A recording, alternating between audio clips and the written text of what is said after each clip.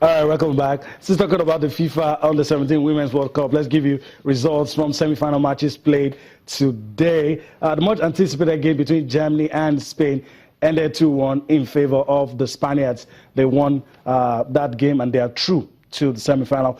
The other semi-final was between Mexico and Venezuela. Venezuela also emerged winners in that one, defeating Mexico 2-1. Well, there's some sort of African interest in the other quarterfinal matches yet to be played. North Korea will take on Ghana, and of course, Japan will take on England. Two of these teams that Nigeria played against in the group phase. Okay, let's move on the show. But let me pause a little and introduce my partners who will be with me now till the end of the show. Well, I have the pleasure of having with me Super Eagles Media Officer Toye Bitoye. He's a very happy man. You can understand why. So, Toye Bitoye, it's nice to have you here with us. There's a lot to say, but let me welcome you first. I'm always a happy man. Okay. I could be sober sometimes. Okay. But I'm always a very happy man. But I'm happy to be here. Yeah. It feels good to be here now. And once again, we must say thank you to Nigerians for the support that they've given the team, and of course to you guys for all that you've done. Probably if you had not put us on our toes, we wouldn't be in the position that we're in right now. But this is just the beginning. There is still a lot more ahead of us, and we intend to keep this good spirit, this good momentum. We intend to keep it going forward.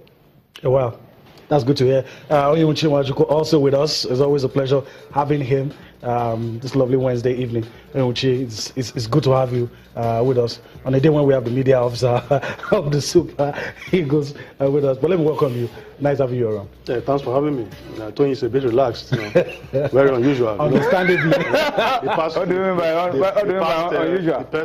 1 year has been like a long-suffering media officer, but like a Christian. Yeah. So we can enjoy it. The good times are rolling in. The good times are here. Guys, this is just one game out of 6. Okay. We have 5 more games to go. Yeah. We intend to keep these happy moments on. Okay. For a long time. You can still suffer the moments. Yeah, but then as people would say, the morning dictates what the day would look like. And the signs are good. The signs are good, but for us, no letting down. Yeah. We have to keep on with the same intensity, the same amount of effort, the same amount of hard work. The momentum, we must keep it at that level until there is no more game to win, no more game to play, and the World Cup ticket is in our bag. That's when we can really come down that day and then pop whatever we need to pop and enjoy ourselves. Well, I hope you will feel like this is going to be an interrogation. We're going to be the voice of the people on the streets, and a lot of questions they want to ask. I'm very sure Nwuchitu has a lot of questions on his mind. But let's talk about that game. We can't stop extraying it.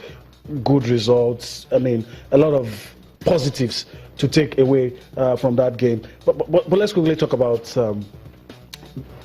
your impression generally. It's been a while that we went away, got 3 points. I mean, the coach definitely will be happy. The players, we saw the pictures. Everyone seemed to be in a good mood. Yeah, we take the result first of all. Good result. It's not easy to travel in Africa and get the result. And particularly for us, it was good to start off the 2018 World Cup qualifiers with intent. Yeah. That we want to qualify for the World Cup. So that's good for us. The result is good. The performance can always be better. Yeah. And our coach admitted it. Coach Kenondro admitted it that we have a lot of work to do. But the good news, guys, the good news is that the team is getting better. Remember, we must also give kudos to the Nigerian Football Federation because after we failed to qualify for the Nations Cup in Egypt, we lost to Egypt. They came out with a statement that preparations for the World Cup will begin immediately. And true to their words, Salisu Yusuf, caretaker coach, brought this young crop of players together. And if you look at the team, that bulk has been playing together since then. Luxembourg, Mali, Tanzania, and then Zambia now. So that bulk of players, they've been playing together. Alex Iwobi, Iheanacho, and these young boys have been playing together. And I think that's the result. that we've seen, that they've been able to go to Zambia to get a result. So, okay. and we are happy that we have a coach who understands, who is very mature, who has kept the bulk of the team together and has brought in organization, discipline, and a new spirit into the team, Gernot Rohr. So it's good. Yeah, it's a good sign. A lot of possible. But help us clarify, what on the streets, we have to trade to you. We'll pick something from the rumor mill. Brown a day. A lot of people said wasn't happy to be substituted. Some said probably didn't even give an handshake to, help us clarify that. And the defense, a lot of people questioned why. I know the coach has explained. Probably there are things that we do not know. A lot of people question why Wilfred, that looks solid for a central defender, played at right back and appeared G3.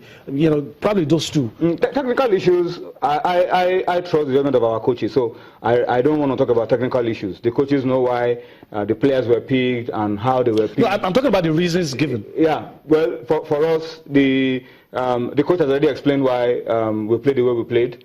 The Zambians were going to be heavy on long thrust, and they had a lot of big, tall players, and maybe for height, Ndidi played at the right back. But I think Ndidi did well. He was playing there for the first time, so you could pardon his mistakes. But then I think he gave everything that he had, and was able to. You see, when you watch the game without tension, you will appreciate what Ndidi did. When you were watching, when the game was live, you'll probably see the mistakes and you'll be exclaiming. But when you see the game afterwards and you watch with a cool mind, you see that Ndidi did his bit and can always get better if the coach decides to continue to play him on that side. But the Brown Ideye issue, I didn't see Brown show any discontent with being substituted. I saw him moving out of the pitch. I saw him shake hands with Anderson Eziti. And Brown has been a very good influence in camp. He's been one of those pushing and encouraging the younger ones that, look, guys, let's go out there, let's be united. There's no truth to that. I don't think we should read into that. Brown he gave his all, assisted in the game. I think he had a good game. His positioning was good. It can always be better. Link up play was excellent. Hold up play was good. So I think Brown gave everything, and I don't think there's been any reason for anybody to begin to read minutes into his substitution. It was tactical, purely tactical. Okay, I'm very sure Muche has a lot to say to, but let me quickly ask you. I mean, there's nothing left to say about this game. But the Algerians, are we monitoring the situation? The result against Cameroon appears to favor us. Milovan Rajevac has lost his job as the coach of Algeria. So how are we looking at all of these issues? Will it affect how we prepare for the game again? No. The coach told us after the game, we are concerned about our game. We are not. It's going to be unwise for us to be focusing on what the other team is doing, and then you leave what you're supposed to be doing undone. We are focused on our game. We know what we need to do is to just prepare with the same level of hard work and commitment that we've shown in the last couple of games against Algeria. Algeria is a good side. They are the favorites in our group. And they are wounded at the moment, so it could be some motivation for them to come to fight in Uyo. So for us, whether they come in with all the coaches in the world, whether they come in without a coach, it's not a problem for us. What we want to do is to stick to our plan, stick to the hard work, stick to what we've been doing, the organization in our defense, the way we want to play, the way we want to intensify our preparations and try to get the result. That's what we're focused upon. We know how important that game is for us. That game could be, for us, the decider in itself, because if we win, we go 5 points clear of Algeria. So that's all that we're thinking about now. Whether they have a coach, whether they don't have a coach, is not a problem for us. We have a coach, we have a team that we're working on. We'll continue to work hard, and I'm sure we'll get the result against Algeria and Uyo. Yeah, let me quickly come to you. What should we be doing now? We seem to be in a good mood. Some of us are still carried away with that result. And looking at the Desert Foxes now, it looks as if they are imploding. All of that looks like everything is conspiring to favor us. But what should we be doing now, aside what the media officer has told us? Yeah, we have to consolidate on the performance against the Chipolo of Zambia. The coach admitted, and rightly so, that defensively we had issues, and offensively too. That when you are playing against a tight defense, you have the options of shooting outside the box. You saw how the Ivorians got their first goal, the equalizer against Mali. You know, it was a shot that was like a bullet unexpectedly. You know, these are things you do to catch the opponents unaware. So I think the coach is a man that is putting on his thinking cap. And, you know, so far so good. He has played 2 games. He has won the 2 games. And, I mean, you can't fault that kind of coach. When he has even admitted that there still is some work to be done on the team. So we can only give him our support because, you know, we want to be at the World Cup. We didn't go to the Nations Cup back-to-back, and I think it will be a calamity of monumental proportion if we fail to qualify for the World Cup. And we have the right players. Yeah. Some players, you know, it is a rebuilding process, a true rebuilding process. Sometimes we say we are rebuilding, we rebuild with players in the twilight of their career, but we have players who, truly young players that you can work with in the next 5-10 years. That is the real rebuilding process. Still speaking along that line, which players do you think can make the team better? They say the room for improvement is always the biggest one. So which players can you readily comes to mind that's probably not in this bunch that you think can make the team better, especially now that we are looking at some players not playing well in defense, the creative option in midfield, and probably attack? Not too many. I think the selection has been spot on, if you ask me. You see, for the players, you need to give your best. You know, after everything that the coaches have done, you know, getting information from the opponents, doing a lot of work on the training pitch, the players need to talk to themselves. You have to, when you are playing for the national team, you have to give in your best. You know, these are professionals. Yeah. You know, we've you know, faltered the mentality of our players. We compare to the 94 sets and the great sets of you know, the Super Eagles. They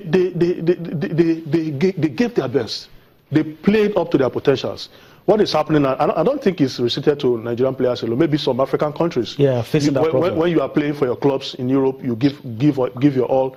But you remember that one day you're going to leave Europe, you're going to come back to this country. This is the only country we've got. So the players have to up their game. They have to develop a tough mentality. We don't need players who will go for away games and they're complaining about the pitch, about the weather. The weather will be there. It can never change. The pitch, sometimes the opponents will do it in a way that they frustrate. They know that your team is made up of, you know, predominantly foreign-based players. They want to maximize the advantage, slow them down. They know that our players are used to lush green pitches. But these are things you have to live with. You have to develop thick skin and work with it. So for the players, they need to up their game. You know, against Zambia, like the coach said, we played to our potentials in the first half, but the second half, the Zambians came back to the game and they scored a goal. And you don't need that kind of mentality. You have to see through the game so that when you have 3 points, you get the 3 points. All right, Tony, I need a quick response from you before we go to other issues. I think for the game against Algeria, I would also like to. Okay. I would also like to ask a question, Tony. You know, you alluded to the fact that when the Nigeria Football Federation said the rebuilding process has started, that Salisu Yusuf, our lawyer, you know, took our boys to, you know, 2 friendly games and they did well. You know, so why is there still talks about their contracts? You know, these are the that's coaches an opportunity to clarify that. You know, it gave us this structure that Gennaro Raw and thankfully is building on. I'll come to that.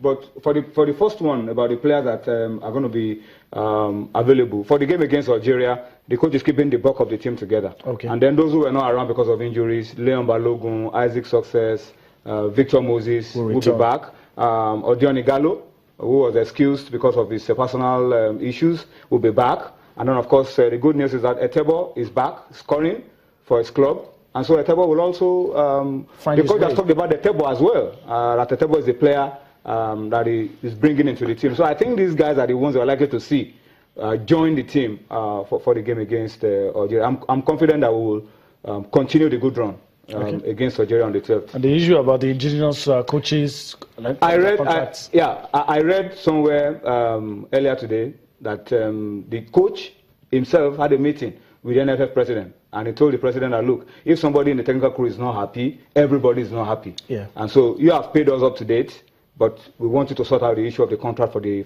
coaches. And I'm sure I saw the NFF president several times at our hotel with the lawyers of the NFF and the general secretary discussing with the coaches. So I'm sure those issues have been sorted out. I'm sure in a week before the game against Algeria, everything will be in place. I'm confident about that. Okay, so we're hoping that. I would also like you to react to some issues. Well, if it's a rumor, I don't know, about players faking injuries, dodging call-ups. I don't know if you've heard anything relating to that. Okay, I think we'll just go on a quick break. When we return, we'll still be talking about all of these issues for you on Sports Tonight. Join us again.